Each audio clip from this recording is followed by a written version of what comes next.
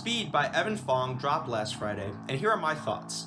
Many will probably be familiar with Evan Fong from his gaming YouTube channel Vanoss Gaming, which he's been running for over a decade, but this is far from his first foray into music actually, as he's also released music and even a full album under his DJ project Rinks. And as far as music made by a YouTuber goes, this is definitely in the higher echelon, and as far as releases this year, it blows Joji's album Piss in the Wind out of the water. And I felt that the sound was really polished. I describe it as a punk rock infused with electronic music and a little bit of dream pop. I really liked the drums on most of the tracks as well. The way that they attack was just really appealing to me.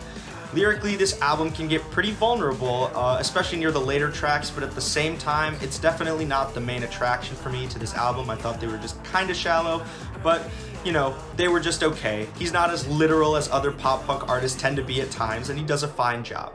His vocals have this very breathy quality to them and often put through a filter that makes it sound like he's left you a voicemail. And like most indie rockers, his range isn't that wide, but he makes do with what he has, and I feel like it suits the kind of music that he's making.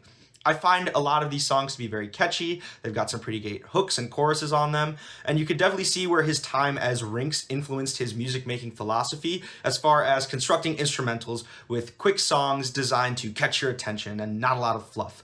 Some of my favorite tracks are the opener, Sickening. The riff is this beach rock kind of sound, like Miserlou, that's complemented by a heavy drum track. Breathe is this really gritty and muddy track. I also think that this is probably my favorite vocal performance of his on the album. Pesos has this sort of 2018 indie rock vibe to it, and I love how the guitar bites you on this track. And the final track, Flowers, is the most dream poppy on this album that I would describe, and while I'm not too heavily into it, I thought it was a great choice for the ending track. The shortness of these tracks definitely bugged me a little. They're very compact, with only 2 of the 9 breaking the 3-minute mark. He doesn't really let any of them sit with you too much, which isn't necessarily helped by the fact that these songs can blend together at times and aren't as varied as I like to hear in my indie rock. For future projects, I'd really like to hear some longer, more varied songs with a bit more attention paid to the lyrics, as those areas I think have the biggest room for improvement. However, I think that calling it YouTuber music sells it pretty short. He's definitely proven himself as an artist, and I think that this release is a pretty big accomplishment, and I hope to hear more in the future. So, 7 out of 10.